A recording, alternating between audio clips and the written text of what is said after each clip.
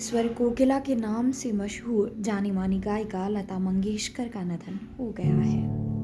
उन्हें इसी साल जनवरी महीने की शुरुआत में कोविड संक्रमित होने के बाद मुंबई के ब्रीच कैंडी अस्पताल में भर्ती किया गया था। स्थिति में सुधार नहीं होने के बाद वह हफ्तों से आईसीयू में थी, जहां रविवार 8:12 पर 92 साल की उम्र में उन्होंने अंतिम सांस ली। मुंबई के ब्रीच कैंडी अस्पताल के डॉक्टर प्रतीत समदानी ने लता मंगेशकर के निधन की सूचना देते हुए बताया, आज सुबह 8:12 पर लता दीदी का निधन हो गया है। उनके शरीर के कई अंग खराब हो गए थे। उनका इलाज काफ़ी दिनों से अस्पताल में चल रहा था। इंदौर में हुआ था लता जी का जन्म। लता मंगेशकर का जन्म 28 सितंबर 1929 को मध्य भारत के शहर इंदौर में हुआ था। उनके पिता पंडित दीनदयाल मंगेशकर भी एक गायक थे। दीनानाथ मंगेशकर थिएटर कलाकार भी थे, जिन्होंने मराठी भाषा में कई संगीतमय नाटकों का निर्माण किया। लता मंगेशकर अपने पिता की 5 संतानों में सबसे बड़ी थी। बाद में लता के छोटे भाई बहनों ने भी उनका अनुसरण करते हुए संगीत की दुनिया में कदम रखा और आगे चलकर भारत के मशहूर गायक बने। मुश्किलों भरा रहा लता जी का वक्त। लता मंगेशकर जी ने एक इंटरव्यू के दौरान कहा था कि उनका परिवार शास्त्रीय संगीत से गहराई से जुड़ा हुआ था। उनके घर में फिल्मी संगीत को पसंद नहीं किया जाता था। लता मंगेशकर को कभी भी औपचारिक शिक्षा दीक्षा नहीं मिली। एक नौकरानी ने लता को मराठी अक्षरों का बोध कराया। वहीं एक स्थानीय पुरोहित ने उन्हें संस्कृत की शिक्षा दी। घर आने वाले रिश्तेदारों और अध्यापकों ने उन्हें दूसरे विषयों को पढ़ाया था। लता मंगेशकर के परिवार का उस समय बहुत बुरा वक्त था, जब उनके पिता के काफी पैसे डूब गए और उन्हें अपनी फिल्म और थिएटर कंपनी को बंद करना पड़ा। इसके बाद उनका परिवार इंदौर से पुणे आ गया, क्योंकि महाराष्ट्र के सांगली में उनके स्थित उनके पुश्तैनी घर को कर्ज वसूली के लिए नीलाम कर दिया गया था। अपने पिता की मौत के बाद लता मंगेशकर अपने परिवार के साथ मुंबई आ गई। ये 1940 के दशक की बात है। तब फिल्मों में गाने के लिए गुंजाइश बहुत ज़्यादा नहीं थी, तो लता मंगेशकर ने परिवार चलाने के लिए अभिनय करना शुरू कर दिया। एक दौर था जब लता जी ने की थी। लता मंगेशकर ने 8 मराठी और हिंदी फिल्मों में अभिनय भी किया। 1943 में आई मराठी फिल्म गजभाऊ में उन्होंने कुछ लाइनें और कुछ शब्द भी गाए थे। ये फिल्मों में उनका पहला गीत था। 1947 में आते आते लता मंगेशकर एक्टिंग करके हर महीने करीब 200 रुपए कमाने लगी थी। उन्होंने नसरीन मुन्नी कबीर को एक इंटरव्यू में अपने फिल्मी अभिनय के दौर के बारे में कुछ इस तरह बताया था, मुझे अभिनय करना कभी नहीं पसंद आया। वो मेकअप करना, लाइटें, लोगों का आपको निर्देश देना कि ये डायलॉग बोलो और वो बात कहो, इन सब से मैं बहुत असहज महसूस करती थी। जब एक बार एक फिल्म निर्देशक ने उन्हें अपनी भौहें कटवाने को कहा, तो लता मंगेशकर को जबरदस्त सदमा लगा।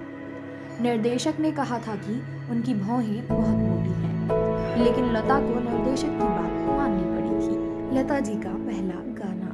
लता मंगेशकर ने अपना पहला हिंदी फिल्मी गाना 1949 में आई फिल्म महल के लिए गाया था। इस फिल्म में उनकी गायकी की काफ़ी तारीफ हुई थी। फिल्म महल में उनके गाने को मशहूर संगीतकारों ने नोटिस किया और उन्हें मौके मिलने लगे। इसके बाद अगले 4 दशकों तक लता मंगेशकर ने हिंदी फिल्मों में हजारों गाने गाए। पाकीज़ा, मजबूर, आवारा, मुगल आज़म, श्री 420, आराधना और दिलवाले दुल्हनिया ले जाएंगे जैसी रोमांटिक फिल्मों में भी उन्होंने गाने गाए। जब लता मंगेशकर ने 1962 में चीन के साथ हुए युद्ध में शहीद हुए भारतीय सैनिकों के सम्मान में ऐ मेरे वतन के लोगों नाम का गीत गाया था, तो भारत के पहले प्रधानमंत्री पंडित जवाहरलाल नेहरू की भी आंखें भर आई थी। पुरुष गायकों से ज्यादा मेहनताना। लता मंगेशकर ने अपने दौर के सभी प्रमुख बॉलीवुड गायकों के साथ गाने गाए थे, फिर चाहे वो मोहम्मद रफ़ी हो या किशोर कुमार। उन्होंने राज कपूर से लेकर गुरुदत्त और मणि रत्नम से लेकर करण जौहर तक कमोबेश हर मशहूर फिल्म निर्देशक के साथ काम किया था। लता मंगेशकर ऐसी गायिका थीं जिन्होंने प्लेबैक सिंगिंग में मर्दों को चुनौती दी थी। उन्होंने मोहम्मद रफ़ी जैसे खुद से ज़्यादा गीत गाने वाले गायकों से ज़्यादा रॉयल्टी और मेहनताना मांगा, जो उन्हें मिला भी। एक बार लता मंगेशकर ने कहा था, मैं आज जो कुछ भी हूँ अपनी मेहनत की वजह से हूँ। मैंने अपने हक के लिए लड़ना सीख लिया है। मुझे किसी से डर नहीं लगता। मैं काफ़ी साहसी हूँ, लेकिन मुझे ये उम्मीद कतई नहीं थी कि मुझे आज जितना मिल गया है उतना कभी मिलेगा। बॉलीवुड के मशहूर लेखक और शायर जावेद अख्तर ने लता मंगेशकर की सुरीली आवाज़ और रूहानी गायकी की तारीफ करते हुए कहा, उनकी आवाज़ तो मोती जैसी पाक और क्रिस्टल जैसी साफ थी। एक बार जब लता मंगेशकर से पूछा गया था कि बॉलीवुड में उनके कौन कौन से गाने लोकप्रिय थे, तो उन्होंने कहा था, मोहब्बत के नगमे ज़्यादा लोकप्रिय रहे। हीरोइनें भाग रही थी और हीरो उनके पीछे भाग रहे थे। लता मंगेशकर के गाए हुए फिल्मी गानों से इतर भी उनकी गायकी का संकलन बेहद शानदार था।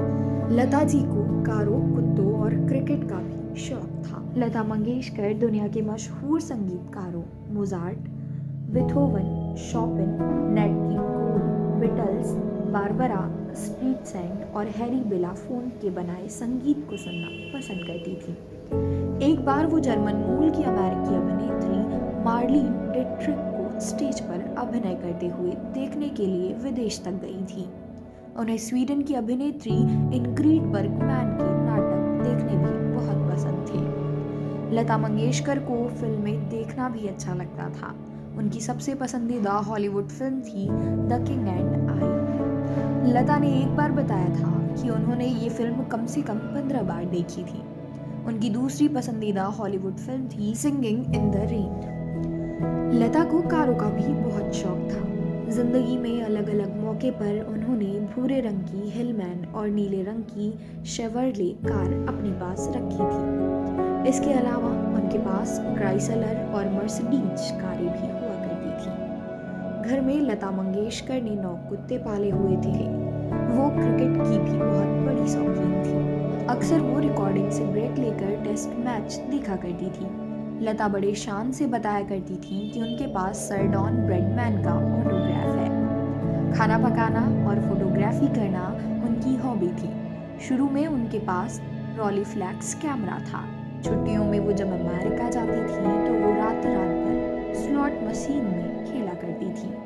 1979 में लता मंगेशकर को ब्रिटेन के विश्व प्रसिद्ध रॉयल अल्बर्ट हॉल में रेन ऑर्केस्ट्रा के साथ गाने का भी मौका मिला था। ऐसा अवसर पाने वाली वो पहली भारतीय थी। लता मंगेशकर ने एक बार कहा था, मैं हमेशा ये मानती रही हूँ कि खुशी को दुनिया के साथ बांटना चाहिए, जबकि दुख को सदैव अकेले सहना चाहिए।